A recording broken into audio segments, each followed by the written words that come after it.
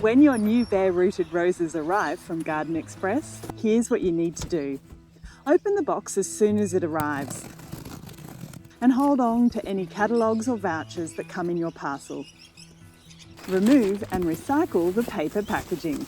This is a box of 6 bagged bare-rooted roses.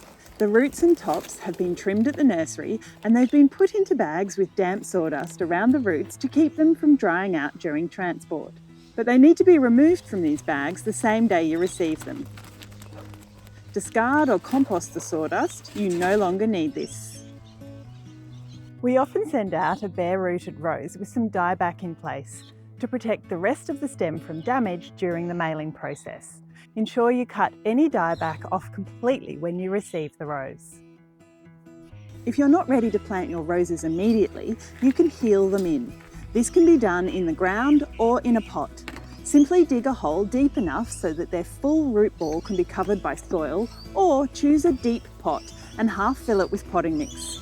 Once you've knocked off any sawdust from the root ball, place the bare-rooted roses into your hole or pot and ensure the roots are completely covered with more soil or potting mix.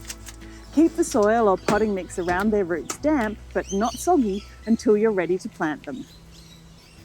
If you are ready to plant your roses straight away, you just need to take them out of their bag, knock off any of the medium that's around the roots and pop them straight into a bucket of sea salt while you dig the hole. Ideally, leave them to soak in the diluted seaweed solution for at least an hour. If needed, you can leave them soaking like this for 24 to 48 hours before you plant them. Check for any damaged roots and cut these off with sharp secateurs.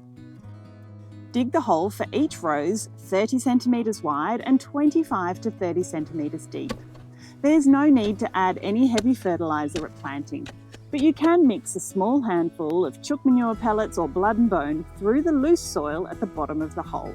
Locate the graft point on your rose. This needs to sit well above the soil level. You'll notice a mark on the main stem of the rose where it grew in the ground at the nursery. Try to plant it to the same depth in your garden. Create a mound in the bottom of the hole to sit the roots over, then backfill with soil around the root ball while holding the rose to keep it upright.